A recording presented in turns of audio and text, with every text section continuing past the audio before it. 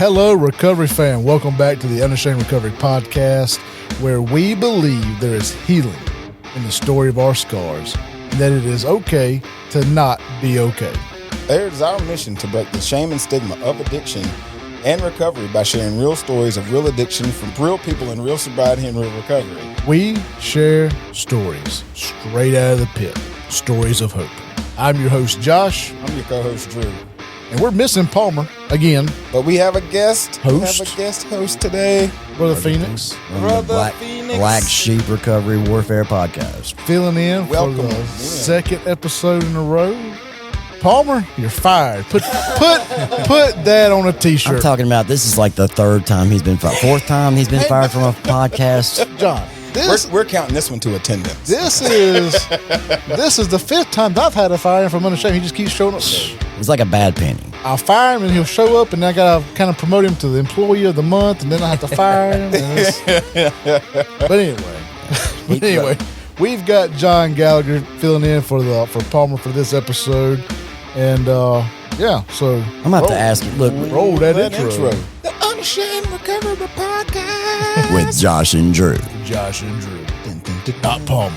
Not Paul. The Unashamed Recovery Podcast.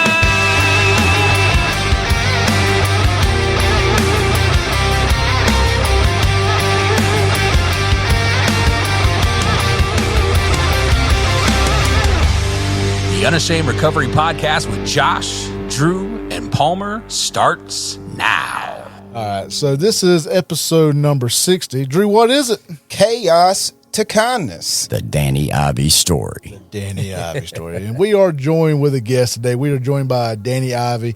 Danny is the ministry leader of Celebrate Recovery in Vicksburg, Mississippi at Foundry. Right. At Foundry Church. And actually, we were not planning on having Danny. We had somebody completely different scheduled. They dropped the ball on us. John came through, able to bring Danny in, and just a small world. Because I've got so many mutual friends with Danny's brother, and it's so it's small world. It's a small world of Mississippi recovery. Well, he was literally the It's a first small person that world. came to mind when I saw the post. I was like, immediately I thought, it just popped in my, I know it's the Holy Spirit. It's Danny Ivey. Right. Because I've been, I'd just seen him a couple nights ago at the event, and we'd talked a couple times on the phone about some other things, and this is how it worked out. God moment. Well, welcome, Danny. That's right. Welcome. Big welcome from Unashamed. Yeah, most definitely. Well, Danny, tell us a little bit about what got you started in recovery. What was your drug of choice? Methamphetamines. Well, Been down that road. I don't have a personal story with that. I spent That a is- long time down that road. That is outside of my area, but Matt, we have talked with so many people. I've lost count.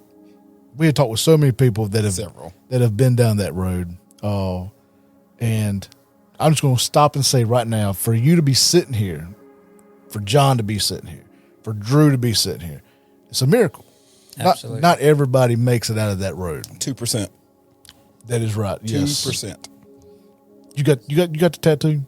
I got the tattoo. It's under my little dinosaur on my hand. 2%. Man. Well, It's like It's a miracle. the statistic is 2% of heroin methamphetamine users are come out of it and never return to it. It's only 2%. We're trying to get that number up. 2%.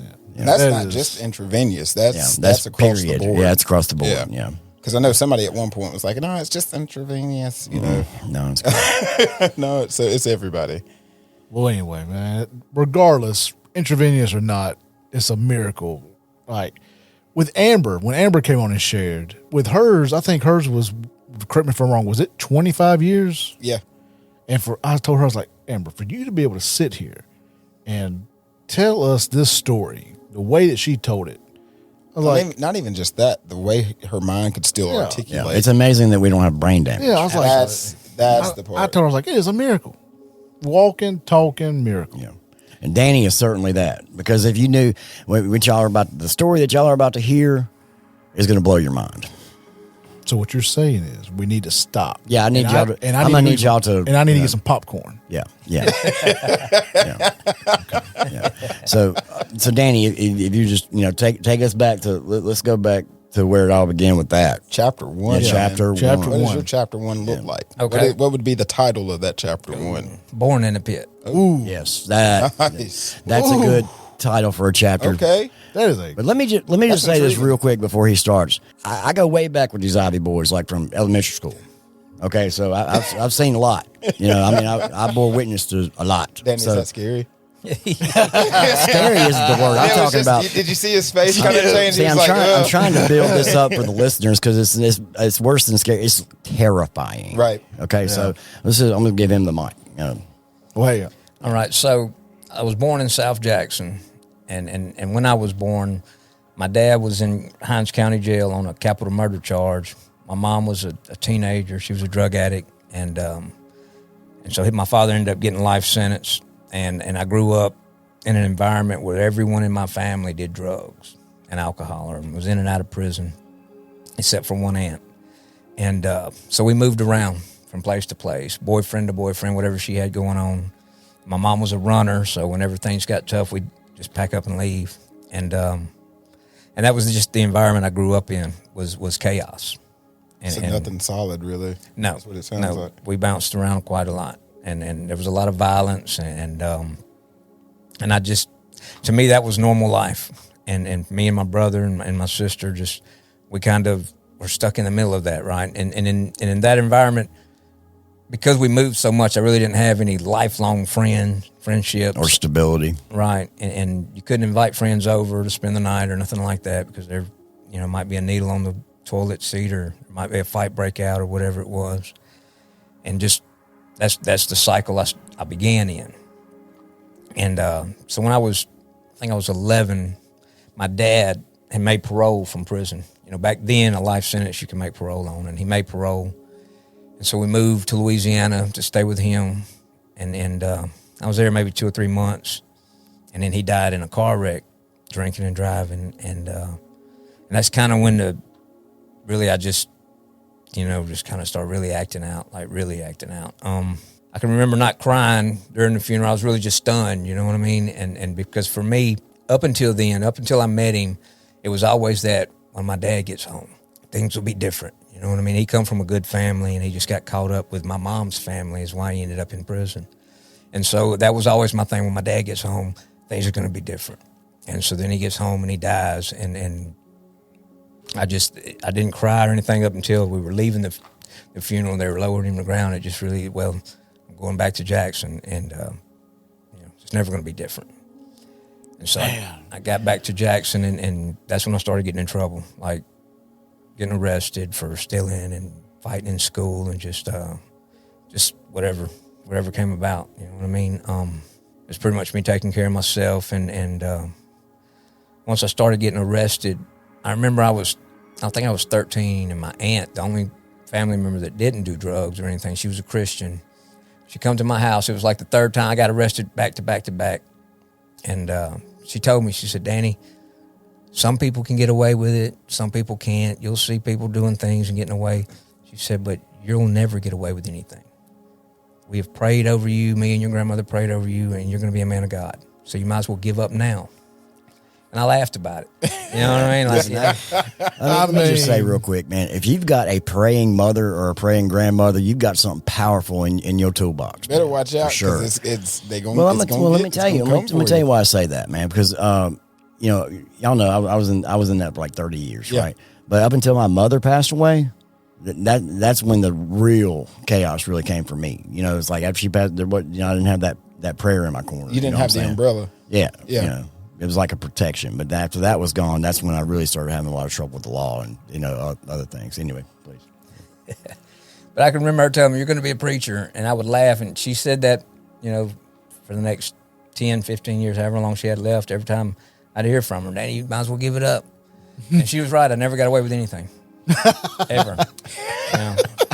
I was in the detention center maybe 25 times. Wow. Just back to back. I got comfortable there. Going there, the guards all knew me. I was almost institutionalized, and not even realizing it, just because it felt so familiar. It's amazing what you can get used to. But hearing the beginning of your story to this part, I mean, that was almost your foundation. That was almost the continuity. Right. You. That was what was consistent. Right. That's exactly right. And it was what it was expected of me. Yeah. You know, when I'd get out of detention center and go back to school, they expected me to act up. That was my reputation, and that's what I thrived on, and that was my identity. And at the juvenile detention center, I was the little white boy that was always there, you know. And back then, I was really the only white kid there, and so the lady guards, just loved me. Right. I was their little white boy, and they took care of me. You know what I mean? And I was comfortable there. I got 3 meals a day, and I had my own room, and I knew everybody, and nobody bothered me, and so I never minded being there. And I would get out, and within a month or two, I'd be right back. And I was drinking and smoking weed and things of that nature, but nothing really hardcore till they sent me to Oakley Training School when I was 16. And I got out then, and things just changed. You know, I can remember when I was about 13, my mom's boyfriend jumped on me. And I really couldn't do anything with him. I was 13 years old. But I ran away, and I come back 3 days later expecting him to be gone, and he was still there. You know what I mean? And my mom was like justifying it, and he was just drunk. He didn't mean it, and that just that built a wall right there. Up until that point, it'd always been me and my mom, and I'd been with her through all the chaos. I just felt like she turned her back on me, and I would never. Almost like she home. chose a side. Yeah. Right. But after so long, I mean, y'all were two peas in a pod. And then all of a sudden, this guy puts his hands on me, and she keeps him around. And so when I got out of Oakley Training School, I beat him up. You know what I mean? Like I'm not 14. Let me explain. So when Danny says he beat somebody up, it's not I just beat somebody up. Yeah, I kind of figured. Yeah, I imagine it's extensive.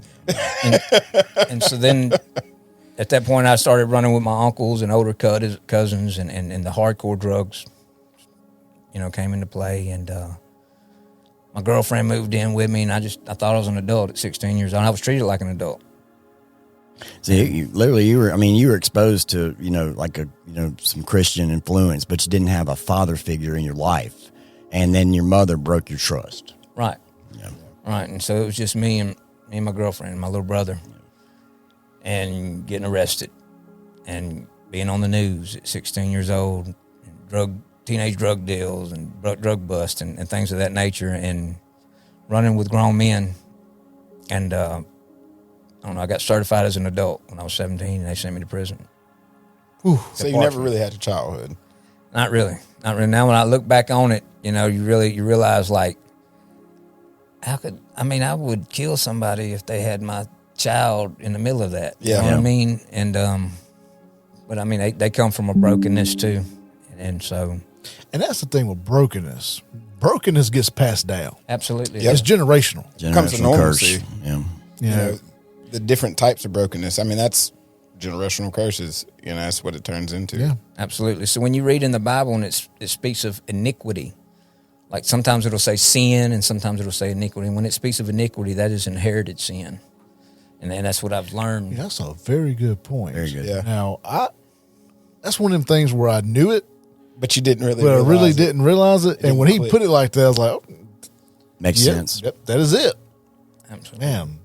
And a lot of people want to just refuse to believe that it can be passed down and inherited like that. But in our, 3 episodes ago, we talked about generational curses and how it's passed down. Yep. And the Bible even talks about it. Yeah. And if the Bible talks about it, it's true. It's true. It's true. Well, I mean, you got to think, though, if the Bible's mentioning it, if you're that person that's having to deal with inequity, you know, you're coming up already in the negative. You know what I'm saying? Like, you're already in the negative. Yep. So, like, with my biological mother, what I do know of her, you know, is that she was a drug addict. And that's why I was given up at birth. But, I mean, that was an inequity that I already had on my back, right? You know, coming into it. And I didn't realize it. My parents didn't realize it. They didn't realize how serious it was going to be. And then, you know, I lived it out. Yeah. You start. Yeah. I mean, it's, I don't know, there's a connection there and there's a disconnect that a lot of people, you know, we are grown and you have your own choices to make and so forth. But everyone comes from some type of brokenness. Yeah. Right. 100% agree. And the way we learn to deal with it is absolutely inherited. right? Yeah. So I watched my family and my mother and aunts and uncles and all that. I learned the way they dealt with it was drugs and alcohol. And as a young kid, I hated it. I hated drugs, and I'll never do that when I grow up because of the way it affected me and my little brother. And But to you, it was the only answer. And then it ends up being that's the only thing I know, to do. And so I got to Parchman when I was 7. Well, I was actually 18. I sat in county jail until I turned 18, and I wasn't uncomfortable with it. I'd been through Oakley Training School a few times and the juvenile system, and I knew a lot of the guys, but it was a different ball game. It was serious now, and They put you out there on the farm. I get into the gang stuff, and for me, I decided, I made a decision that this is my life, and this is what the hand I've been dealt. So I'm going to be the best at it, and I devoted my life to being a leader of the gang and a convict. And quick question: at this point, how many years had they sentenced you? 10. 10. Mandatory? Or? No. I didn't have to do. I got out when I was 21. No. And you did all that time at Parchman? Yeah, the first time was all in Parchman. Man, that's a rough Yeah, place it's to rough. do some time at 18. What do I know? Man. Right. Woo. And so I mean, I made it there when I was 30. That was a shock and awe. Man, I tell you what, I was blessed, man. I got sent to. I mean, the 1 year that I did a lot of jail time, right? County jail time in that 30 years. But God really protected me from that because, like, when I came out of quick bed from CMCF, they sent me to like this little sweet gig in Loosedale where there was no, Yeah. You were at a work camp. no. I mean, What a in work Loosedale, I want to say Loosedale's regional. yeah, it was a yeah. regional, and there was no contraband. There was no. I mean, it was sweet. I'm not going to get into that, but I mean, it's just I was really I had a lot of anxiety and stress about either going to Greene County or Parchman. I mean, I just did not want to go through that. I'm not built for that, Greene County's something else now. Yeah, That's all. Greene County is all. yeah. I Jungle, don't that's what they like call it. I don't like washing underwear. I just We don't have enough time in this episode to talk about Greene County. Right. We will redirect immediately. anyway. Back to you, Danny. But so you're up at Parchman. You've been thrown into that. And how does somebody who you've grown up not being able to handle, like, you handle stuff with drugs and alcohol, and you're at the Parchman, you're in the most stressful environment. right. How are you dealing with it? How are you coping with that? Just focusing on surviving. You know what I mean? Like, and for me, survival meant working out all the time. You know what I mean? Putting up this front that, hey guys, I'm not prey, I'm predator. You know what I mean? And so you stay in shape and you work out and mind your own business and just get involved. That's what I did. I got involved in whatever was going on. If there was some way to get some drugs, I wanted them. Or if there was, some violence to be done, I want to be involved in it. And I guess at a young age, I learned, the survival things. Because when you got people incarcerated, men incarcerated, there's all this anger and all this stuff is bottled up inside them, and they're looking for somebody to lash out to. It's a lot of plotting. I mean, there's a lot of plotting that goes into play. And Like, so you always have to watch your back. I mean, everybody wants to be the big man on campus. Yep. You know what I mean? And if you're not striving to be the big man on campus, you're one of the guys they're using to be the big man on campus. And I decided off the gate, I'm not going to be one of those guys. And through that, I got a reputation. And, I mean, not a reputation to be feared or nothing, but he's not worth the effort. Because One not to be toyed with. Right. Yeah. That's one you don't want to fool with. And Stay away from that one. And so I got out when I was that one right 21. there. Back up. And I got out at 21 just wide open.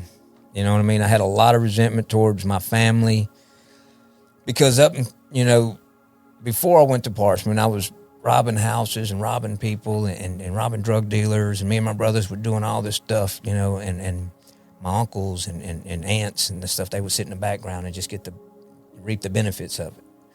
And so then when I got busted and I went to prison, I didn't hear from any of them.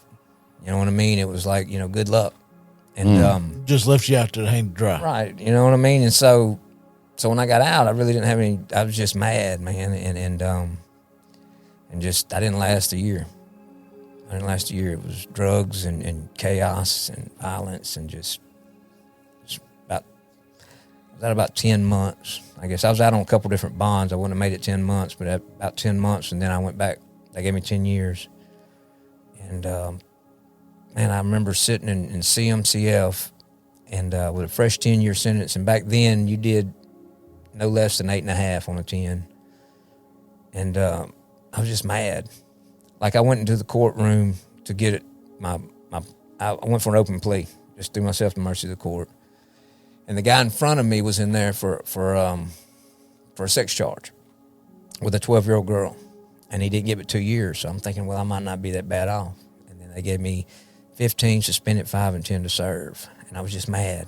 You know what I mean? I was mad at God and life. And so when I hit Greene County in 1997, I stayed in the middle of some violence and whatever was going on. I really just was really angry.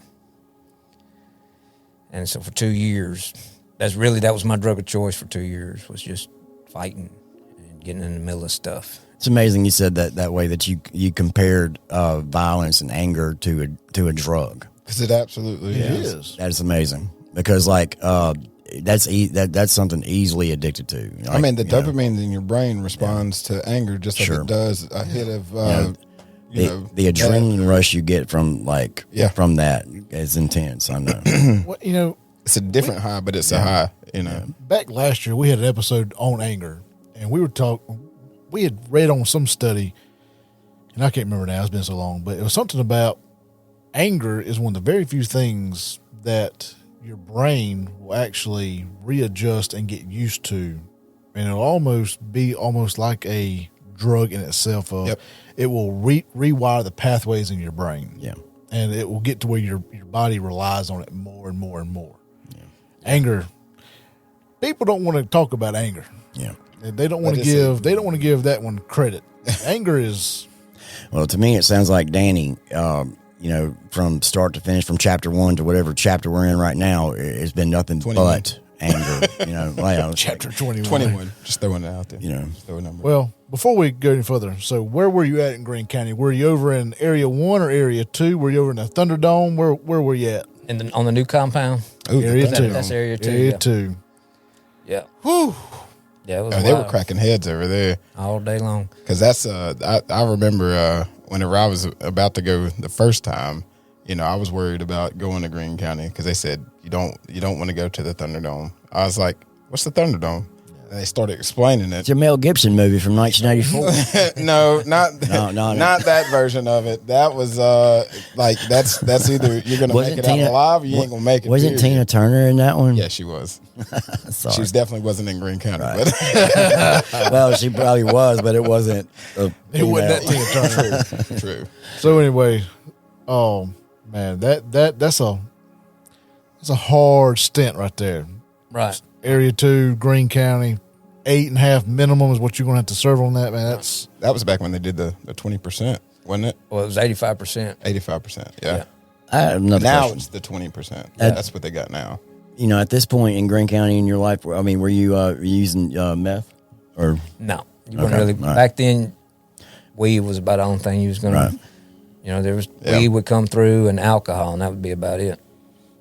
And I tell you what, this was how violent Greene County was when the new compound first opened. Like, it had just opened up. They had a guy get killed in the zone. Another guy had hit him, and his head hit the bed, and he died. And so the captain, one of the captains that worked there, he come through to every building and would say, "If you guys got to handle your business, I know how it goes. It's going to happen.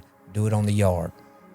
Don't do it. If you do it in the building, I'm locking everybody down and you're going to catch charges. But if you do it on the yard, we'll leave you alone." That's crazy, man. Right. And so every day. It was controlled chaos. Yeah. Every day when yard call would come, you could know if people were on that fence, the fence in the middle. Yep. If there's a group of them up there, they're talking and somebody's finna get it.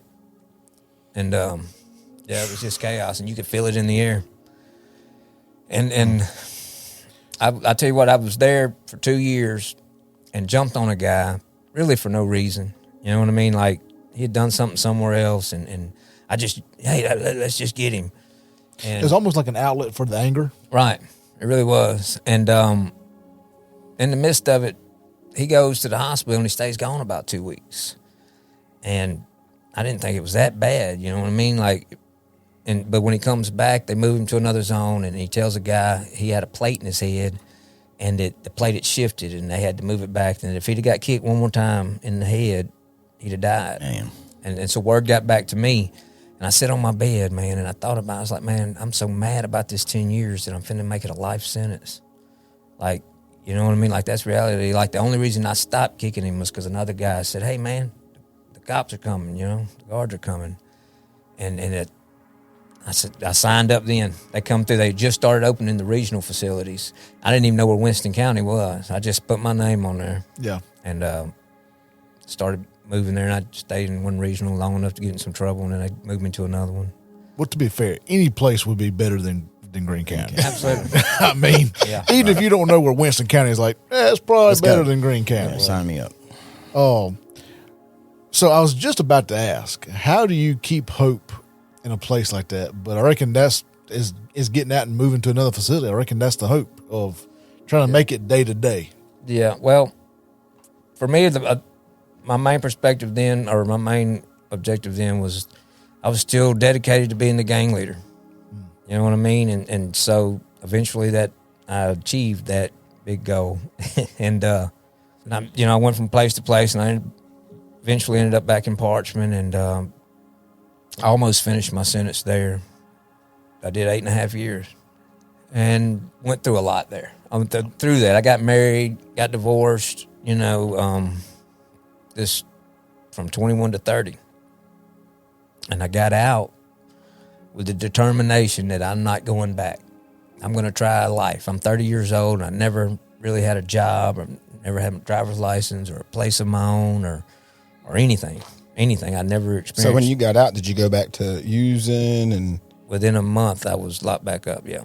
Oh, wow. I got out, and this is something that, like, now is, well, this was a lesson for me. Like, I got out with the every intention of doing right, but I had no driver's license.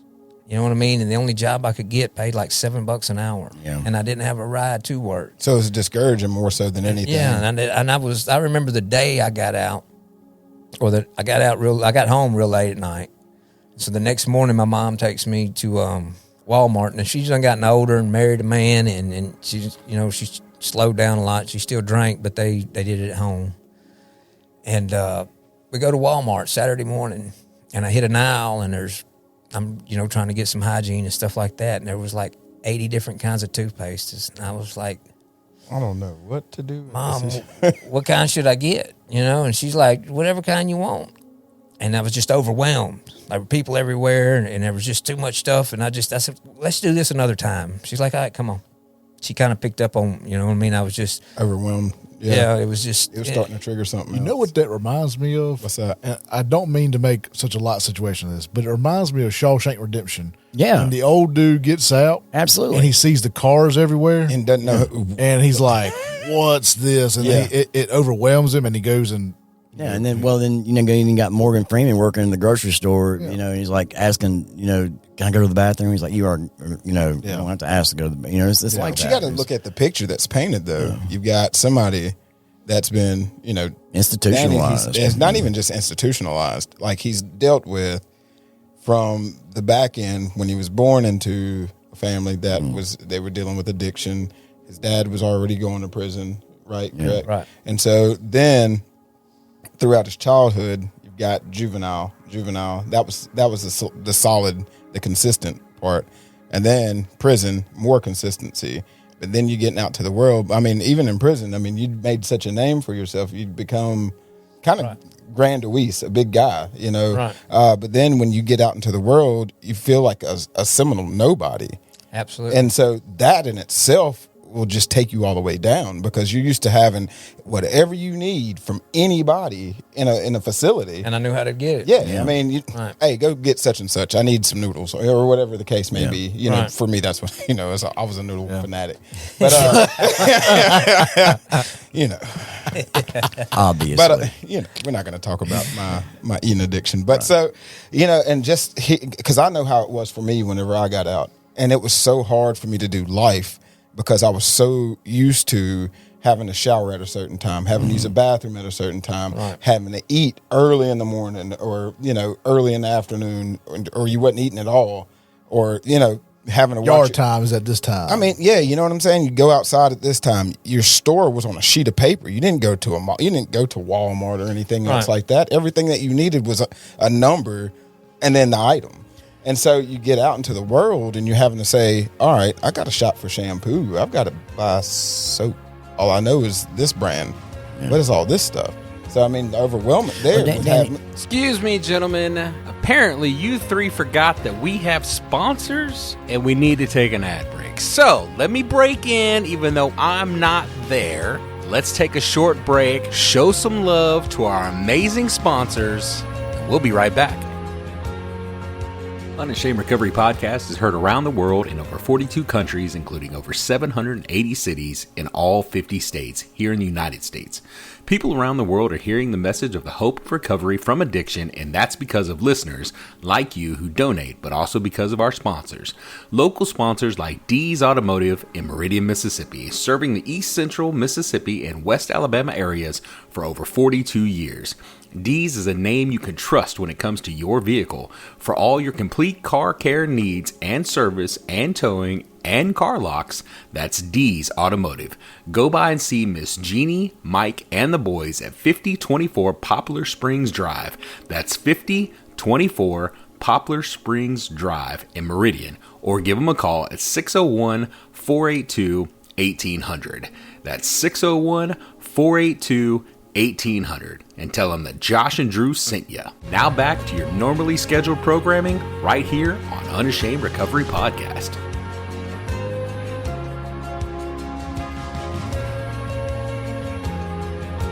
And we are back. Okay, gentlemen, I'm only there in spirit, but please continue. Danny, let me ask you a quick question. So when you were in the grocery store and all this was happening and all that overwhelming came over you, did anger come along with that too? Fear? To be honest, it was fear.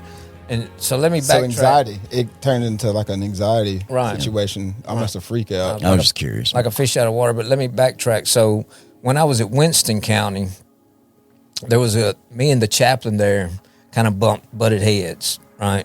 And I wrote him up, you know what I mean? I was trying to get some kind of religious stuff in it wasn't Christian stuff, and he didn't want to give it to me. So, but it was his job to do it. So I had to write him up to make him do it. And so we bumped heads, but he would come see me and talk to me. At least twice a week he'd come down there to where I was, knowing what I was doing and the stuff I was involved in, and just check on me. This guy named Raymond Price, I think was his name. And we would talk from time to time. And then, so he gave me, I was up there talking to him, and I found this book called A Case for Christ. And I read it, and there was so much information in it that I'd never heard before. Like I've sit through 10,000 chaplain services, where they're talking about, receiving Jesus Christ and being saved and you can go to heaven. And I really just, to me, it was like, whatever. Wasn't no context I mean, to it. I prayed and and I got 10 years. So, God wasn't listening to me. And so I really didn't have much context, and for me, it was like, what makes Jesus any better than Buddha or these Hindu gods? I mean, it's all based on who raised you and what they taught you. And then I read this book, and there's so much stuff in it that I never heard of, like the 12 apostles were all killed. And, 11 of them were killed, and all they had to do was deny Jesus. And yet they refused. They had to have been, maybe one person would do that, but 11 of them, plus all the other Christians, and just on and on and on, all this different stuff. And so I asked Raymond Price about it, man. I was like, man, why is nobody telling us this? Like, they just come in assuming we believe in Jesus. Yeah. You know what I mean? Yeah. And just tell us about Jesus, and it's good. I'm not down in it, but nobody ever give me any facts, give me a reason to believe him. You know what I mean? Like, because in my heart, man, and I held this for a long time, is I was born into a toilet, and God's mad at me for being what I was taught to be. Yeah. Like, how can you hold that against me? This is the only thing I know. If you wanted me to be somebody different, why didn't you give me a different family? You know what I mean? And so it just didn't make sense to me. Literally born in sin. Yeah. Right. And so, but when I read that, it just kind of opened my eyes up to, to that. And so, but that was as far as it went. The only thing that really changed, I'll be honest with you, I did that, and then I did a discipleship course just because that was the only way I could earn any gain time. I couldn't get it any other way. And the only thing it changed for me is I knew that when I died, I was going to go to hell. That was it. And so up until that point, I was not afraid of death or nothing like that. And then all of a sudden, the thought would come like, Danny, you're going to probably go to hell, and that's crazy that you believed more in that than you did Jesus at that point. Right. At any other. That's mind blowing. Yeah. It just is because I guess I've kind of been in that same boat. So what brought these questions about to you, to Raymond was the fear of going to hell? Is that? Well, it was just the fact that and as far as I was concerned, I couldn't be anybody different. Yeah. I didn't know how to be anybody different. Right. You know what I mean? Like I didn't have any example of how to be someone different. We've all went to jail and said, well, I'm not going to do that anymore. And then you do it. Yeah. Return your own vomit. Right. I've done it so many times that in my mind, it's why lie? I still want to do it. I'm going to do it. You know what I mean? But you didn't know a different way though. Exactly. Nobody ever showed you anything else. Right. That it was even possible. And so anyway, I get out, I did the 8.5 years, and I got out, and I was so uncomfortable, man. And I went and got me a little job, and I'd have to scrounge up a way to get to work and things like that. And I have a sister that has worked her whole life. She did not follow the path of me and my brother. You know what I mean? But she's always had my back. Like no matter what, she's had my back. And you better not say nothing bad about me. She's gonna act a fool. You know what I mean? Now she'll get on me, but nobody else better not. And but she had life going on, and so she's like, you can stay here and I'll help you and this and that. And I was just, trying to make it happen, but I was so uncomfortable, and I had no. So go ahead. So did the divine intervention, and this is just a question that's going to keep running in my head unless I ask it. So did that happen, like the Raymond Price, the interaction with him, did this happen after the guy? What? The guy that you jumped on? Oh, yeah. So this happened after that. Right. So in a way, God was already breaking your generational curse. Yeah. Right. He was already stepping into it. Those seeds got planted, and after I read that book, I would read Christian books like Max Lucado. Yeah. You know what I mean? I would sit and read them. You know what I mean? I was still living the same life, and I had a nickname, Little Rock. That's what everybody knew me from, and so I was still Little Rock. You know what I mean? But at nighttime, I'd lay down, I'd read a book by Max Lucado or something. It was just, I was drawn to it. God was just already, pulling on you. Yep, he was tugging at them heartstrings right then. And being out, wanting to do the right thing, but not having any idea of step by step, just trying to figure it out. And some old buddies that I'd been in prison with and I'd known before found out I was out, and they got in touch with me, and I felt comfortable around them. They was the only people I really felt comfortable. Old convicts and outlaws, and within a month I was arrested again. And the charge that they arrested me for was really bogus. You know what I mean? Like they found some drugs in a girl's purse. She was driving her vehicle. They took me to jail and let her go. Oh man! I was mad about it, but now I know it was a blessing. See, that's going back to the episode we recorded earlier. It's it's like God will create circumstances to sit you down. Absolutely. To draw you closer to Him. Because the people I was running with, it wasn't long before they got busted, and I would have got 100 years. Yeah. You know what I mean? And the charge in itself went away. They never did anything about it, but it violated my parole. Mm. And so I went and this is what's crazy, I went and finished my sentence. I did like another 1.5 years to finish the 10. Got out and was out 3 weeks and got arrested again. And this time just running wild. See, I had this, all right, so the first time I got out, I was determined I was going to do the right thing, and I went to jail for somebody else's drugs. So this next time I got out, I had this is who I am. I'm going to party till I go back to jail. Why even, go through that heartbreak again? And within 3 weeks, I was right back up. And did another 2 years, I think. So what is the limit for the habitual offender? What? 4 times, isn't it? Just 3. Your third, three. Your third felony. Yeah, I was habitual. What's like all those times. three majors. Well, just your third felony is a small habitual. If any one of those is violent, you can have what they call the big. Yeah. It's mandatory. Beep. Yeah. And habitual is what he meant, but there, ladies and gentlemen. But that's what it's called. Like generally, that's what it's called. True. And so with the small one, if there's not any violent, they can make your sentence mandatory. Right. And if there's a violent, like if you had a violent crime 20 years ago, they can still give you a life sentence on it. And pull it back up. Oh, wow. Yeah, it's crazy. And so I went back and did another 2 years on a gun charge and got out. I decided to move to the coast, get away from Jackson and try to start over. You know what I mean?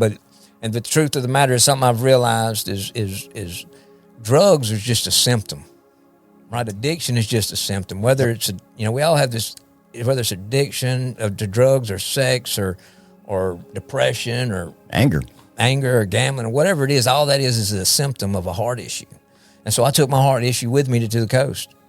And the only thing that changed was I had to drive all the way back to Jackson to get drugs because I didn't know anybody on the coast. Yeah. And the insanity of the addiction. It right? is, The right? insanity of the addiction. Right. My goodness. The girl I was with, her dad owned a automotive shop.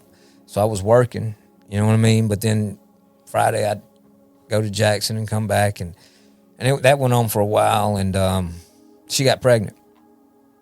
And the one thing that I always swore I'd never do was have a child. I'd raise a child the same way I grew up. Yeah.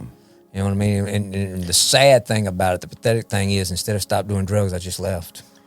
You were literally trying not to pass on the generational curse. Right, Yeah. right. But instead of just saying, okay, I'm going to quit doing drugs and raise this kid, I just left because in my mind, I couldn't stop doing drugs. And it's a very common thing, And, well, a lot of people call it abandonment, but it's not. In your eyes, it's protection. In your eyes, you're like protecting. You're trying to keep them from seeing that lifestyle that you had to, that bled into your lifestyle. Yeah.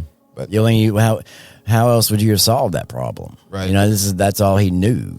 So instead he just distanced still himself. Haven't had the example. Not saying it's okay or anything, but way. it's like he had to distance himself to protect his child. Right. I get it. right. And so this is where God steps in again. I come back to Jackson and I get pulled over one day, like the day after Easter, and a charge this is in 2008 when this happened. 2009. This happened in 2009. A charge from 1996 from Florida, from Panama City, Florida, come up on me. So I got extradited to Florida and I had to do 4 years over there. Wow. Yeah. Is there something about Jackson when you drive through here that you're going to end up in a recovery? Like if you're in addiction, because this is like the fourth guest that we've had that driving through Jackson, they've gotten pulled over somewhere. And it saved her life. And it saved her life. Right. And what it did for me was, I don't know what it did really. I mean, I know that I'd have called another charge in Jackson. You know what I mean? There's no telling. I could have OD'd or whatever. I was just, living on the streets. Well, it sounds like it broke the routine. It did. It sent me over there. And while I was in Florida, so in Florida Department of Corrections, you're going to work, period. It don't matter who you are, where you're at, they're going to make you work. And for the first time, I was able to work outside of the gates. You know what I mean? Wow. In Mississippi, they kept me locked down. I was security threat group, gang member, you know what I mean? Stayed in trouble. When I get over there, and I didn't know anybody really. See, again, this is God just creating circumstances to draw you nearer to Him. So, I mean, it really did. Like I had to learn. I learned how to work. Yeah. This might sound crazy as all get out. He was using what was familiar to you to get you change, get you what's the word that I'm looking for? Reinstitutionalized. Maybe. Well, I don't know. No, not reinstitutionalized, but like almost like reinstated with the world a little bit. Put that on a because t-shirt. I mean, if you've gone from institution to facility, and you've been institutionalized, you've never had to be outside the gate. All of a sudden, now you're arrested in Florida. You're working with something that's familiar, but unfamiliar. He was acclimating him. That's the word I was looking for. He was acclimating him. Yes, that's it. There we go. Y'all two over there operating on your own frequency. Look at this old drug addict there. I knew God would give me the word. That wasn't me. That was Holy Spirit. Oh, man. I don't even think I pronounced that right. And I sure can't define it. I mean, I went to Jackson Public Schools, man. Come on. So you've done got over into Florida. Yeah. Are things starting to take a turn? Or are things... Not really. I mean, I'm working. Like, I worked on a farm, you know, and actually I started, I don't know, seeing that the leadership thing that I'd had in prison in Mississippi, you know what I mean, that it kind of goes with me, right? Like, I'd get on a work crew, and within a month or two, I was the leader of the inmates or whatever. And but I was learning how to work. I was learning that there is, you know, that there's joy in it. Yeah. Right. And getting up and doing something and making something and learning how to drive a tractor and that I was capable. Some men have that air about them. You notice that, like that, just that leadership quality. Of course, yeah. you know, it's like just like when you lay eyes on them for the first time, they kind of command that kind of respect. You know what I mean? Danny's But certainly that. It's crazy that's the fixture that out of the ruins that God kept. Yeah. Was that leadership quality? Right. Because you're ministry leader. Right. You know, so I mean, that never went away. Well, there's just some people that can just walk in a room, And you know, and yeah. people Or gravitate to them, and it's just like we had a leader in our group when I first came into, and that was him. He could walk into the room. I mean, he was as humble as you could be, down to earth, but people were just instantly drawn to him, and he was just a natural born leader. Didn't even have to try it. Yeah. And so you just have people like that. It's amazing that, you know, God can take somebody like Danny, like out of that pit and that darkness, that, you know, literally that was The chaos. You know, a general of like a commander of chaos, so to speak, and then pluck him out of that and use it for his good and his army. You know what I'm saying? Commander Chaos. Yeah. Commander Chaos. That'd be a good name. Yeah. That should have been the title. Lieutenant Chaos. I mean, what I was getting at was like a lieutenant in, you know, the devil's army is, you know, and causing all that destruction and all that chaos and spreading all that fear and all that anger, and then God literally pluck him out of that and then flip it and, you know, and use the enemy's weapon against So it. the one thing I've noticed about the enemy, the devil, Satan, whatever name you want to give him, is that he'll take something that's good and make it perverted. Yeah. Right. To evil. Yeah. So even with your situation, he knew what you were going to be. I mean, God knew what you were going to be. So Satan was just using every little instance that he could just to say, let's just keep this perverted as long as we can. Let's just keep it, you know, as nasty as we can for as long as we can. But God was just saying, nope, you think you got him. Give me a second. Yeah. Because right now, all this stuff that you're doing, I'm going to use it somewhere. Yeah. We were just talking about this. Literally. That's why it was so easy just to You know, rebuilding the ruins, man. so But we're probably in chapter 16 by now, I think. I think we're beyond that, John. So what was that you said? God be doing stuff. God be doing stuff. He be doing stuff. God be doing stuff. Right. He's definitely at work. And so I get out, same stuff, you know what I mean, run back to the streets. I tried to do right for a little while. I went back to the coast with my daughter. And well, the girl that was pregnant, she had a little girl. And the little girl's first words were Dada. You know what I mean? And man, that was my... But then the streets call, and I get caught back up in all of that, and I end up losing custody of her, and I just went through, at that point on, I didn't really care at all.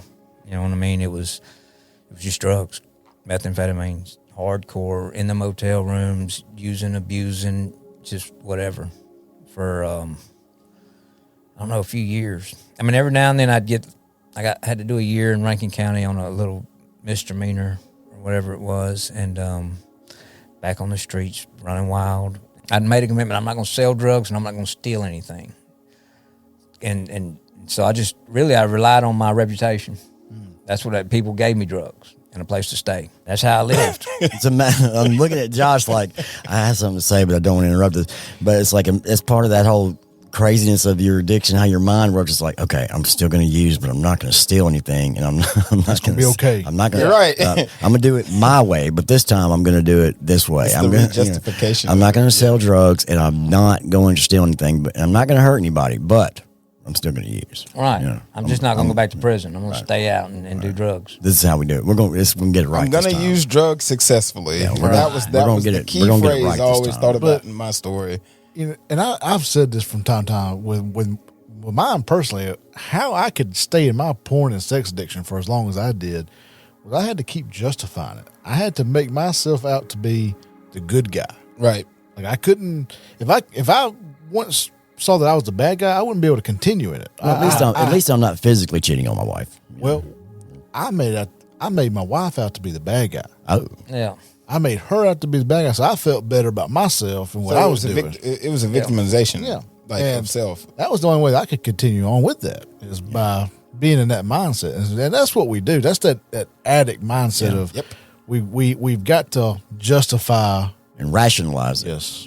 Yeah. Because if we can't, we're not going to continue in it. Right. Right. I mean, because it's not for logical. me, I was like I didn't have a choice.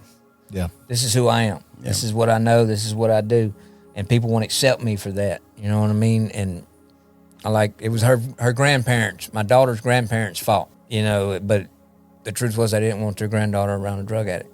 And I can't blame them for that, none whatsoever. Yeah. And so I ran from that, but I used that as an excuse not to care, not to even try. Real quick, you mentioned your aunt earlier. Is in this point in your life, is she still? No, she passed away. Okay, I was just curious because I remember you had said that early on. She had said you are not going to get away with anything. Yeah. And obviously, here she called that one. Yeah, she really did. That sounds like every move you made. I got locked up for. Yeah, Danny, you took a pencil. 5 years. I mean, but still, it's amazing to me. It's like this is you know, if you listen to the story and going back, it's like from the time that seed was planted. Yeah, it's like, you know, God was already doing stuff. Yep. You know? Really God be doing stuff. It really was. Yeah. And so after being out and living on the streets and all the chaos, like total chaos, I got arrested in Pearl for possession of a stolen firearm. And the girl I was with at that time was pregnant. And so I sit in Rankin County Jail, go to Rankin County Jail, and I know, I mean, they got me. You know, they found the gun. I told them it was my gun because, you know, I was in somebody else's vehicle. And I'm knowing I'm probably going to do about 10 years. Convicted felon with a firearm, and it was a stolen firearm. And this girl's pregnant. And just I knew in my heart it was going to be a boy, right? And so I'm sitting in a cell and just so happened to be in a cell by myself, man. And the reality of it hit me. Like, I'm finna give this kid exactly what was given to me. His dad's in prison and his mom's on drugs. So he's finna grow up exactly like I did, and it's my fault. You know what I mean? Like, that really hit me hard. And I really didn't know how am I going to live with myself with this. You know, it was eating me up. And so I was, one night that they have a church call, and this guy comes in, and I was mad about it. I was watching TV. And so I'm headed back to my cell, and the guy, he says something. He was just talking. They hadn't even started it yet, and he says something to one of the inmates, and I'd never heard it before. And I thought I'd pretty much heard everything these chaplains and stuff had to say. But he said, you know, we're designed to worship and know God. That's how God made us. That's why He made us. And that when we don't do that, we have a hole inside of us, and we try to fill it up with other stuff like drugs and women or money or whatever it is. And he said, nothing ever feels it. And I'd never really heard that before, and it just got me to thinking. So I go to my cell, get my Bible, and come back out, and I sit down, and I can't tell you even what he said the rest of that night. But that night, I'm sitting in my cell, and for the first time in my life, I was just really honest with God. Like I just prayed for my son. Like, God put somebody in his life that's going to take care of him. God, he's not around the stuff that I grew up with. Give him, you know what I mean? And in the midst of that, I just asked God, like, why don't you love me? And I was crying. I was like, you know, they say you love everybody, but why not me? What did I do? Whew. And it was just an honest prayer. Like most prayers in jail are, get me out, let me get out. You know, I'll do better. But it was just, to me, it was like, man, I was born into this stuff. It's the only life I know, and I can't get out of it. I don't know how to get out of it. You know what I mean? And so why don't you love me? And from that point on, man, like I cried myself to sleep that night. You know what I mean? Like, that was just being raw with God. Things started moving, right? Like, the girl who was pregnant, she sold everything she owned and bonded me out of jail. And I had like a $50,000 bond. I had no hopes of getting out. And so she bonds me out, and she's pregnant, and she's using, and I'm like, we're going to do good, we're going to do good. And we did good for a couple weeks at my sister's house, and then we got high. And then we sit down and we said, look, man, we got to go to rehab. You're pregnant. You can't be getting high, and you're not going to stay sober if I'm getting high. And I can't do it. We got to do something. I got charges on me. You got charges on you. We got this kid on the way. And so my sister used to be married to a guy named David Dillmore back when we were teenagers. And so me and David grew up together. He was the first, we did a lot of crazy, crazy stuff together. And I know God had changed his life, like dramatically changed his life. And so him and my sister, they're not married anymore, but we're all family. We're still family. They're like, brother and sister now. And so David comes over. He finds out I'm at my sister's. He's going to come over. Danny, can I talk to you? And he goes, and we're sitting there having this conversation. We've had a few times. He's come at me a few times about Jesus. But he kept saying, he said, Danny, you know me. You know me. You know what I mean? And so that just resonated with me. Like, yeah, I've known you my whole life, man. And you were meaner than I was. He was. David was a mean guy. You know what I mean? Man. And he was just as lost as I was, and just as outlaw as I was. And the only reason he didn't go to prison is because he had a dad who would, keep him out of prison. But God had changed him in such a way. And I just thought, I guess I'm going to go to Mercy House. He was the director of Mercy House. And we ended up getting Tara, my son's mother, who's pregnant, right? Wouldn't none of the rehabs take her because she was pregnant, except this place in Vicksburg called Beautiful Deliverance. And so she goes there, and I go to Mercy House, man. And while I was at Mercy House, man, I was just, my thing was, like, I got there, and I'm like, God, I don't really know nothing about this. These people are raising their hands and praising, and you know what I mean? And, I don't, but I do know this. I know that you changed David Dillmore, like, drastically changed him. And if you can do that for him, then you can probably do something for me. You know what I mean? And like, so I just followed David's lead, like, and would listen to what he had to say. And God just... There's that example. Right. And God just, he revealed himself to me. Like, there's a couple things that happened at Mercy House. Like here's one that did. Okay, so Tara's pregnant, and they're letting us get visits. You know what I mean? They're going out of their way for us, really. These people are just good people, man, good Christian people. Like, they'll go pick her up and bring her from Vicksburg to Georgetown so we can see each other. Anyway, she tells me, like, that my son's going to have to be born in Jackson. Can't be born in Vicksburg because of he's going to have surgery as soon as he's born. He had something going on with him. She said, but don't worry, it's going to be okay. And I thought about it, man, and of course it gets to eating at me, and I'm kind of freaking out about it. And she's like, ask David if you can come to the doctor visits with me, because we got to go to this high, whatever it is, this specialty doctor in Jackson. And so I asked David, and he's like, yeah, just let me know when it's going to happen. And so Sunday, we go to Southside Assemblies of God over in South Jackson, and there's this little lady there named Miss Jean. She's like 80 years old, like 4'6". You know what I mean? Yeah. But she's a powerhouse, and she's everybody's grandma. All the Mercy House guys, she's their grandma.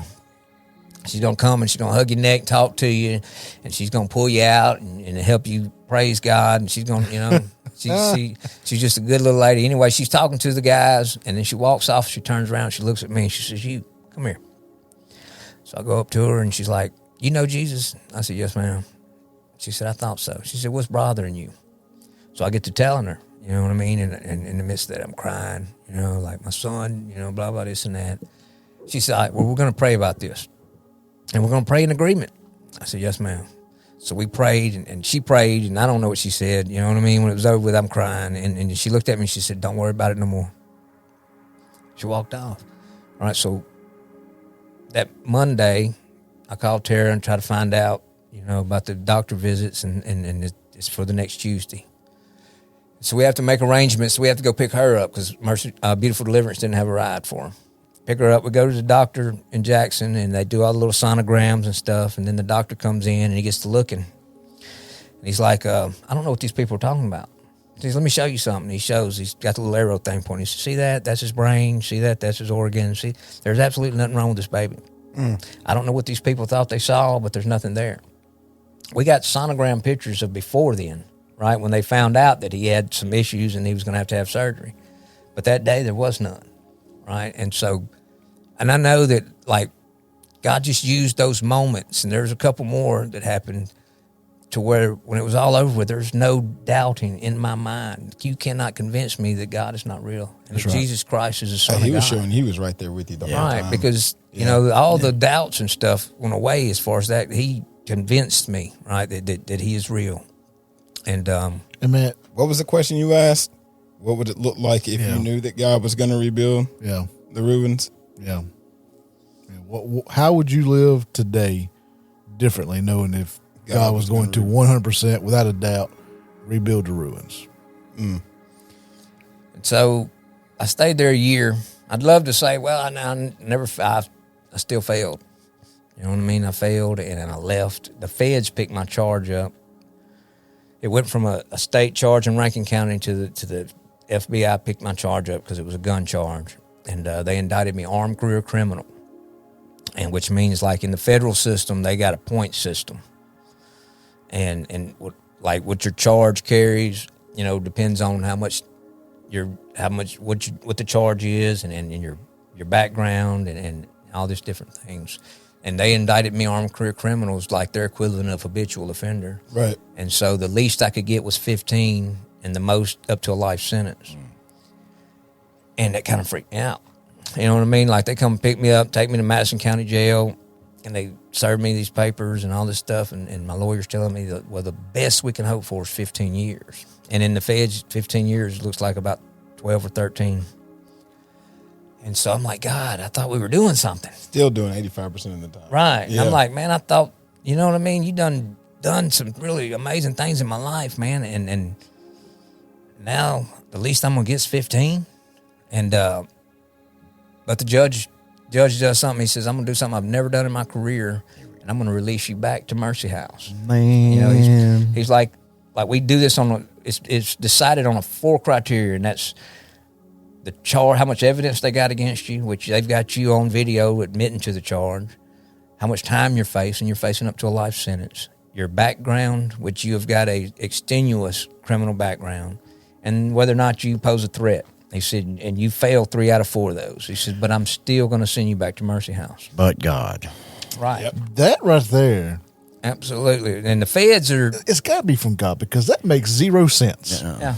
That is 100%. Yeah, I mean, I've heard so many stories like that, too. I mean, man. it's just the fact that, you know, him being habitual offender, Yeah, man. violent offender. I mean, Right. the in cards some that are stacked aspects. against him going I mean, into this a gang is not leader, looking good. a gang leader at one point, you know, well, and I mean, it's just all this stuff that's piled up, and the judge just goes, "You going back to rehab?" It's like I can literally see Satan himself standing there like, "Ha, got you for God's life," saying, and then God's like, "No, I got this." And this then, one's mine. Yeah, this one's mine. I got this. But I want to go back, because have you seen the progress from where he made that prayer? Yes. Why don't you love me? Yeah. And then It's like that's another thing. It's like I can literally when he was telling that part of the story, I could literally see God looking down on him. It's like, that's what I've been waiting on. Right. That was the moment. This is what I've been waiting on. Yeah. Like, I got I've real... been waiting on you. Yeah. And so and he started showing me, and I stayed in Mercy House a year, and I failed. I relapsed, and I left. I cut the ankle bracelet off, and I ran. And for 9 Haven't months... you learned yet? You ain't gonna get away with I nothing. mean, Nothing. I mean, your aunt told you that. And so I'm running from the feds right there, kicking doors open in Jackson, looking for me, and I'm hating myself. You know what I mean? Like, I'd sit in the mirror, I'd stare in the mirror and cuss myself out. Like, I hate you. You're worthless, dude. You blew it. You blew it now. And I was staying with a friend out in Lena, Mississippi, out in the country. Nobody knew where I was really, and so I was staying out there, and this friend of mine, she comes and visits me, and she tells me, she's like, look, I got to go to church tonight. She said, I didn't go to church today, and she's real serious about her tithing. She said, so I've got to tithe. I've got the money. She said, I can go to any church. It don't matter what church. I just got to do this. I made a promise. I'm like, all right, we'll go. She said, no, you got to go with me. I said, I'm not going to church. I'm not doing it. She said, it's your fault I missed church, so you got to do it. You got to go with me. And I don't want to go. The shame and the guilt are just laying on top of me, right? And finally, I'm like, okay.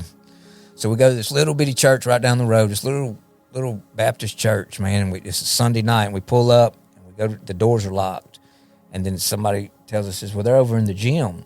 They're in the next little building. It's the 5th Sunday, so they're doing the potluck thing." So we go over there, and I eat some of the best chili in my life, and everybody's like, all these older ladies are, hey, where y'all from? Yeah, the food got him. Yeah, and we're just talking to them, and it was, when we leave, and we go to the store, and she goes in the store, and I'm just sitting there, and I started crying. I was like, I remembered the prodigal son. Like I had all this shame and this guilt, and I just didn't want to go back in there, man, because I was going to feel it all. And I show up, and all they had for me was a bowl of chili. That's what God had for me, right? And a potluck at a church, it's almost like a party. Right. It was, I was expecting. That's the equivalent of the robe and the ring and the fat, right. And so I just cried and cried, right? And then, so I'm sitting out there, and I started going to this little church. Like I didn't have a ride or nothing. I'd hop on this little dirt bike and ride up to the church. It wasn't very far. And just sitting there, and that was the only time I found peace, right? Because any other time I'm hating myself, and I'm, the feds, I'll never see my child. And when they do catch me, they're going to give me a life sentence and blah, blah, this and that. And so I just go to church on Sundays at this little bitty church and sit there, and I'd have a little peace. And finally, somebody contacts me and tells me the feds know where you're at, that they're coming. You know what I mean? And so my friend's like, man, you want me to hide you out? You want me to put you on the bus? What do you want to do? And I was like, no, if they're coming, they're coming.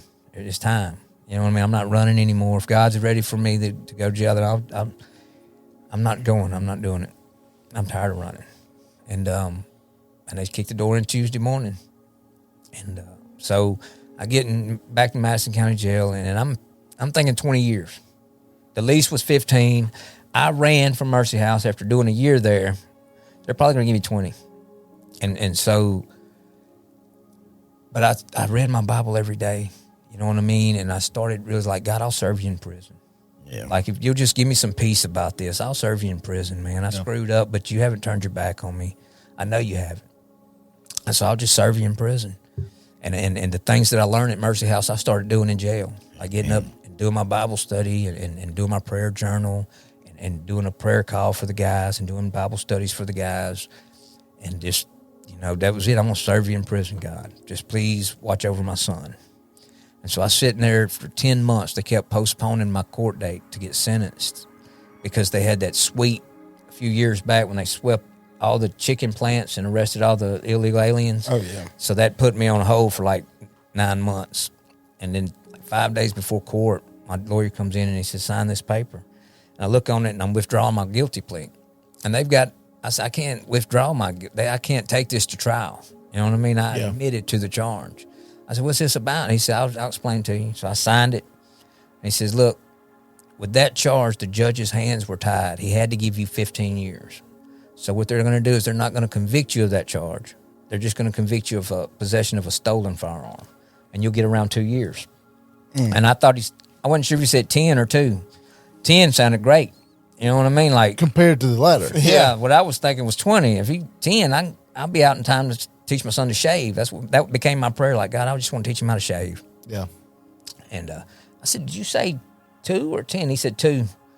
I just started crying. I was like, man, I don't know how you did that. He said, it wasn't me. It was the DA. Oof. She didn't want to throw you away. I'm like, oh, wow. That don't happen, right? The DA's job is to throw you away. You know what I mean? And I don't know. I mean, I do know. I know it was God. But I had a public defender. They had me dead to the right. And they had every reason to throw me away. And they gave me 2 years. And with the public defender, I mean, their main goal is to get you to plea out. Like right. They're not there to fight your case. I mean, I'm not speaking for all. You got some that'll step out, but most public defenders, they get paid a fee to get you to plea. That's the saying. And at this point, you'd already served 10 months of that too. Right. And so I got the 2 years and I went to the feds in Yazoo and did like a year there. Most of it was locked down because of coronavirus.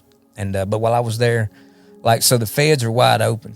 You know what I mean? When you go out to chow, there's drugs and just whatever, you name it, they got it. And so I would, from the time I leave the building till I got back from going to chow, I would just keep reminding myself, like Like, you're not a drug addict, Danny. You're a child of God. You're a man of God. Amen. You're renewed. And things of that. I just, and I'd go to every church service they had, and I just stayed focused on that, right? And that's the first time I'd ever done time where I wasn't getting high and wasn't fighting. It wasn't off in the middle of a bunch of stuff. And you're actually doing the time and not numbing it. Man, this just proves that God be doing stuff just all the time. God be doing stuff. I think we're gonna change our motto. No, you're not. From breaking the shame and stigma of addiction and recovery to God be doing stuff. No, God be doing stuff. No, you ain't doing that. And it's been a process, you know, like, so they tell you, you know, it's a process. And I can remember messing up at Mercy House, and I went to my counselor one day about it, and I was just crying. I was like, look, I came in there, I want you to know that I'm not faking it. I'm really trying, man. And so I did. I screwed up. But I'm not screwing up all the time, and I just got caught. I mean, I'm really trying. He said, Danny, we know you're trying. Do you really think after 30 years of hardcore addiction that you're just going to do it like that? We know. It's a process, bro. Just keep trying.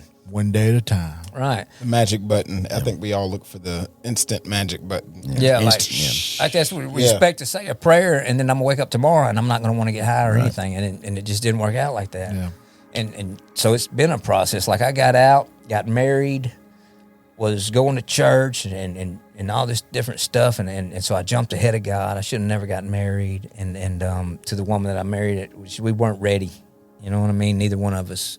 And but I was just chasing, like, I'm gonna do this, I'm gonna do this, and I'm gonna do this, and it all fell apart. Danny be doing stuff. Yeah.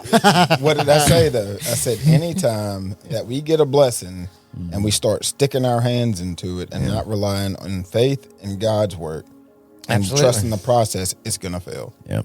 Like, if you hang a chandelier from a ceiling without the instructions, that thing's gonna hit the ground and shatter. And it's probably gonna land on my head. Yeah, that's right. And so that all fell apart, and I didn't know how to deal with it. And I ran back to the streets, right? Well, I didn't run. I ran back to the drugs, but I was still working and trying to maintain it. And I'd try to get off of them, and I'd fail, and I'd get back, and I'd fail, and I'd get back. It was a roller coaster ride, man. And I was sitting in Mendenhall, and I prayed one night, like I prayed to God. I said, God, I'm trying. I can't seem to get out of this hole, man. And I'm, you know, I'm trying. Like, help me. And so 2 days later, I woke up in jail.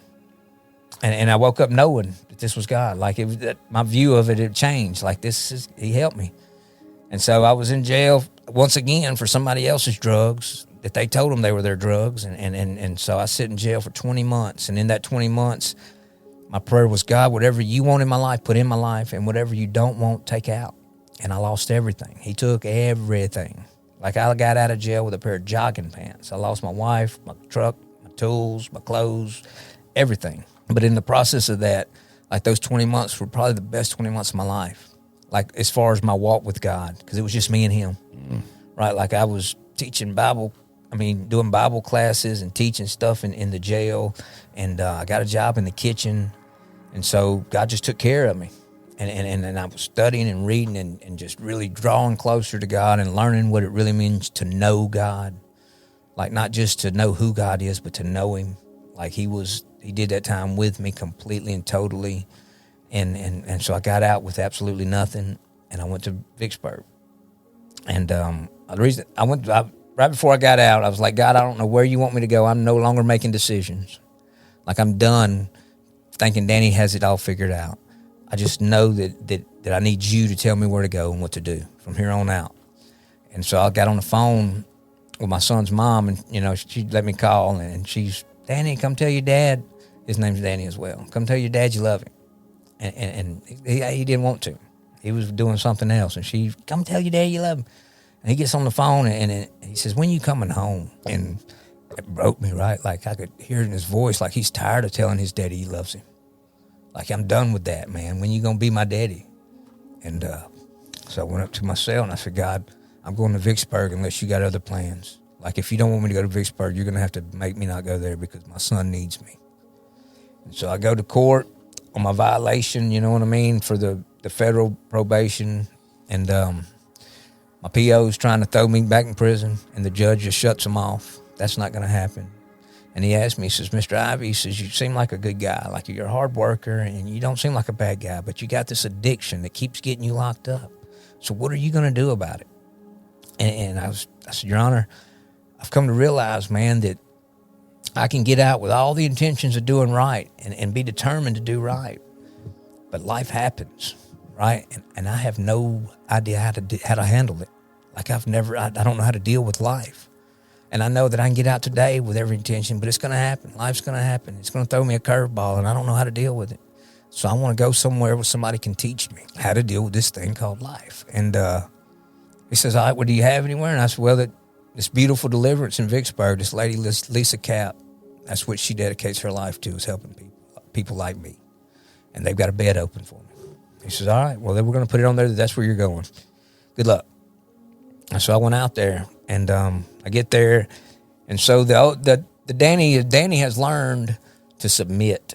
Amen. Right, like that was what God told me when I was in jail. It's like I was asking God, why do I keep failing? Like I want to, I want to, it's in my heart, but I keep failing, and God just told me submit. Right, like Danny, you don't have a clue, so why I think you do. And so I went there and I told Miss Lisa Cap, I'm like, Miss Lisa, I'm submitted. You tell me what you want me to do, I'm going to do it. Period. You know what I mean? And, man, she told me to sit down for 30 days. Fresh out. Nobody wants to sit down. But I did. I sit down or just stayed studying my Bible and spending as much time. My son lives right down the road and I'm his hero all of a sudden. Man. And what's the word I always say? If nothing changes, nothing changes. Right. So that one instance of you finally not getting out and then running out straight to the streets or going to find a homeboy, or a woman. Yeah. I mean, to literally sit still, because that's what God wants us to do. Yeah. As much as we stay so busy in life and we feel like we have to run the rat race continuously, he just wants us to sit still and be at peace with him. Like your aha moment was, you were sitting still. Just be still. You were sitting still. Right. And just trusting God. Like, okay, for me, the big, always in my mind was the big issue was drugs. Like if I could just learn to hate drugs and not love them. Like I hate the consequences of them, but I got to hate them. Yeah. And if I could just start hating them, everything will be okay. Truth be told, you probably hated them the whole time. Yeah. Right. Well, now I hate them, right? Yeah. Like, I hate them, man. And not only in my life, but like I've lost somebody here recently that was super close to me. Oh, yeah. And it's just I got a different view of them.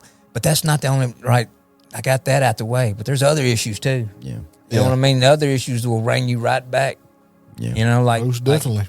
Like I feel like I got to have a girlfriend. I got to have a woman. I got to have somebody validate me and make me feel special. And all that does is cause problems. Like I'm trying to, you know what I mean?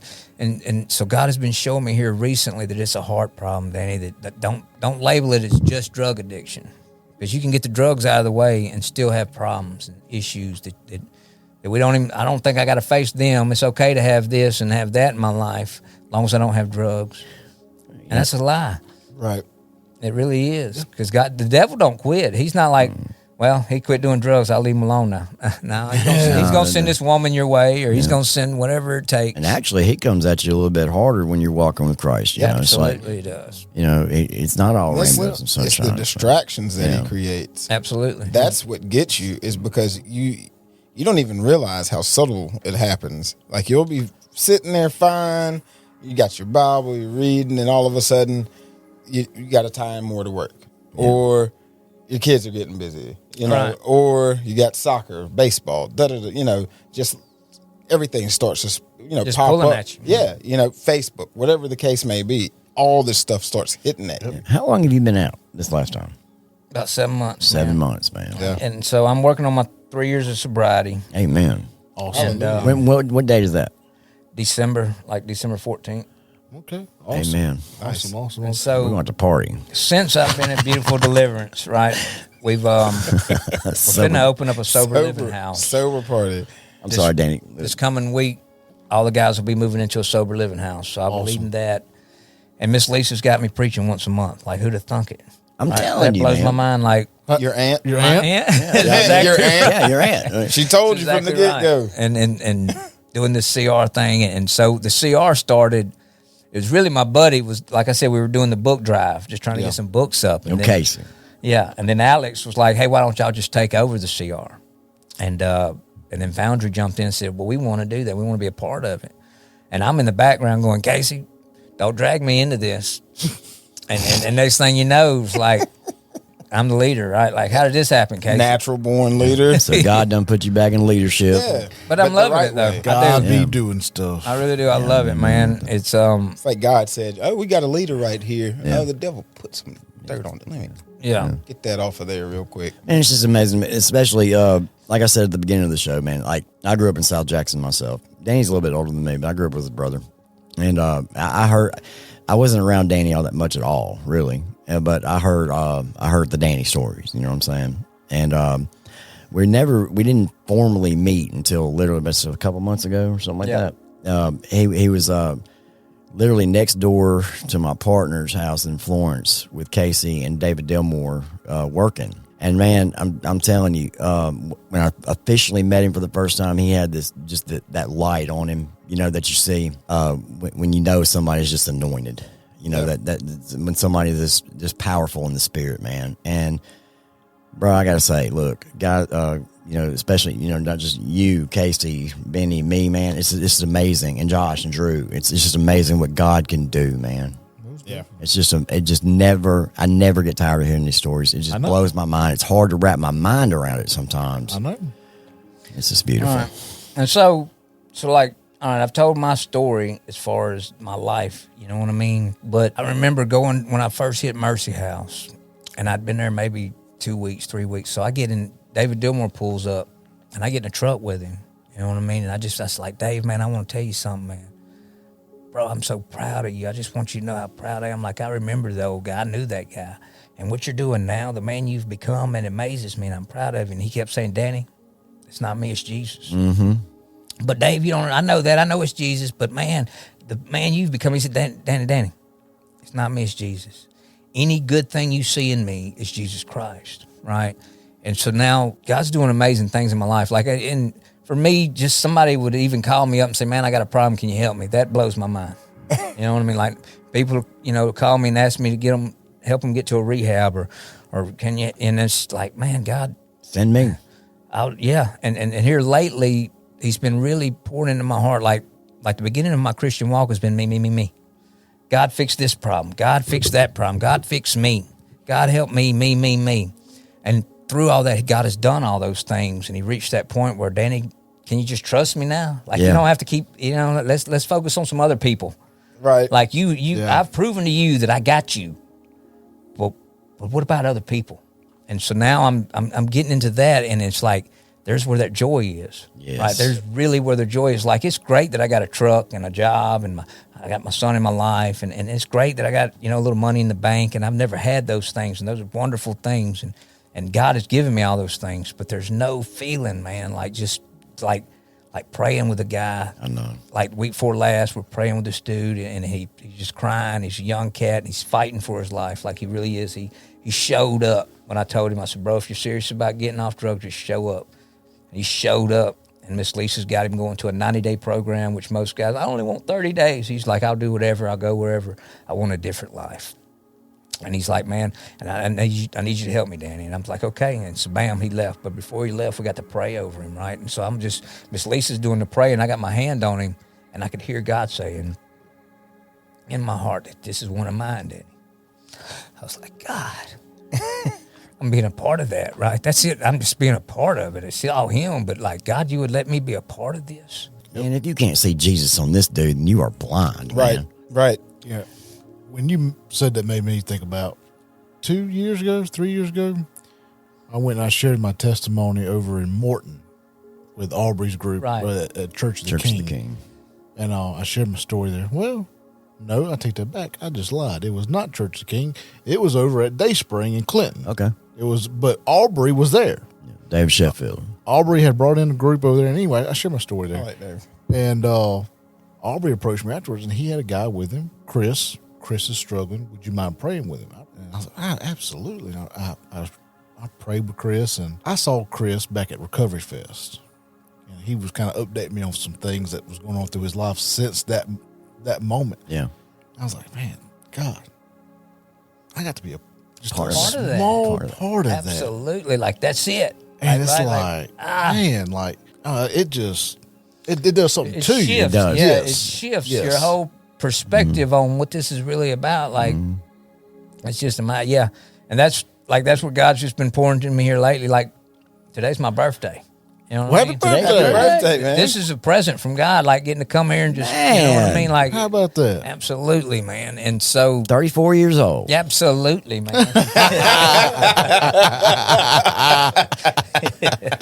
Danny, listen, man, I can't tell you what an honor it has been just sitting definitely. next to you, man, and then hearing all this. And not only that, but being a part of this birthday with you, man. Well, let me There's say so this. many Like, preaching moments in his story that it is amazing. Like, I know we normally do what's the big takeaway about this point. Can't do it with this one. No, because we would literally start another show on the big takeaways. Because there's just so much, so much. What were you about to say, Danny? I was just going to say on the way here, I'm praying about it, right? And the thought occurred to me, y'all, and I want to honor y'all, right? Like church, we got churches and we got CR groups and you know what I mean? We got A meetings and NA meetings and things like that. But there's more, right? And you guys are creating a platform. You guys aren't like, I know this is big in other places, but I didn't even know they had podcasts going on in Mississippi, much less Christian podcast and recovery podcast. Right. And so man, it's awesome. Like, it really is, man. My hat's off to you guys. We're honored to have you be a part of it, man. Like, Yeah, man. I can tell you, man, this here is one of the more powerful stories that I've heard in a very long time. probably since episode 42. Here we go. That was my episode, if you don't know. I figured that. I'm over here just like, hey, here we go.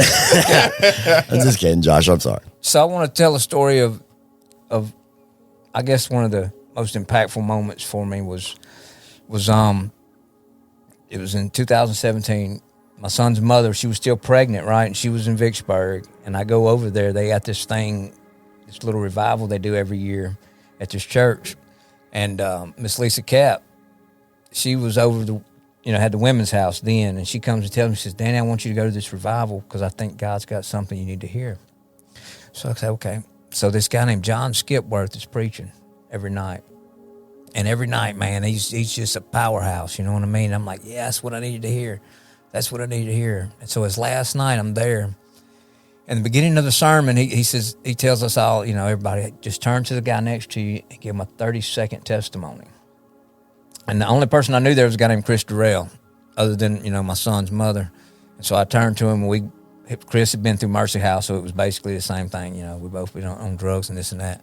So anyway, this guy goes to preaching, and he preaches on the very first miracle of Jesus, where he turned water into wine at the wedding in Cana. And he's walking through it, and he explains that the water pots were what they used to wash their hands and their feet.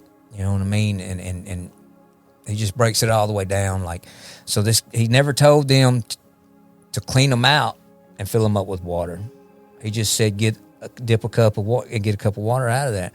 So this servant is carrying this cup up there with 30-foot water in a time where if he hands this to this high official guy, they're going to cut his head off if it's got a toenail in it. You know what I mean? Yeah. And so in the process of that, it gets there and it's the best wine the guy ever tasted. You know what I mean? And so he's preaching this sermon. It's really good, man. And he makes the statement. He says, if you're worried about how you're going to turn water into wine, you're worried about the wrong thing. That's not your job. That's God's job. He turns the water into wine. You just have to carry the cup.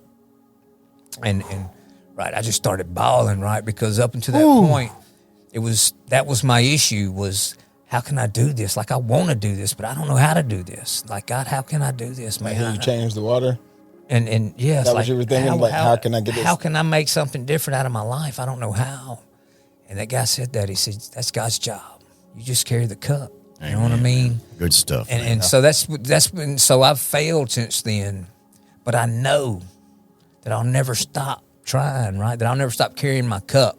That's all I got to do. It don't matter how dirty the inside of the cup is, wine can still come out of it. Right. You just got to carry your cup. You just got to get back up. Well, here's Keep the thing. carrying it. That's the difference between somebody who's failed and somebody who's a success is the one who's got the success has stood up one more time after they failed.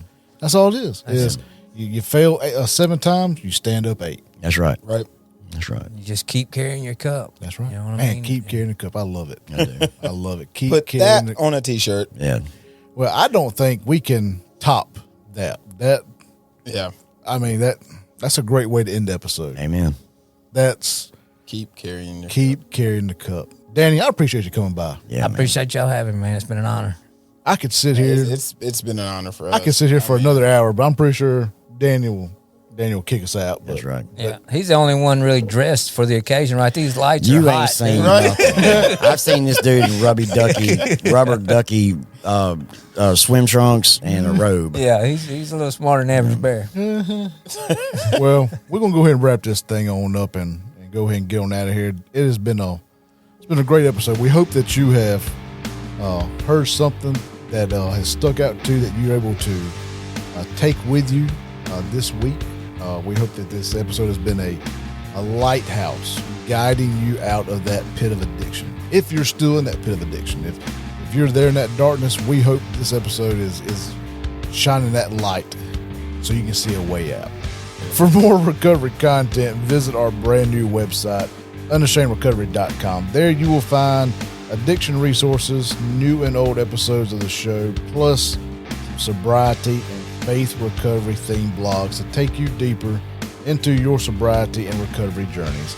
You can even donate to the show to help us reach more people still lost in the darkness of addiction. Also, go over and check out more amazing recovery podcasts over at the Take 12 Recovery Radio Recovery Podcast Network. That link is in the show notes as well as on our partners page on the website. And that's all for this episode. Remember to stay sober and above all else, keep on 12-stepping as you remain unashamed. We love Josh y'all. and Drew.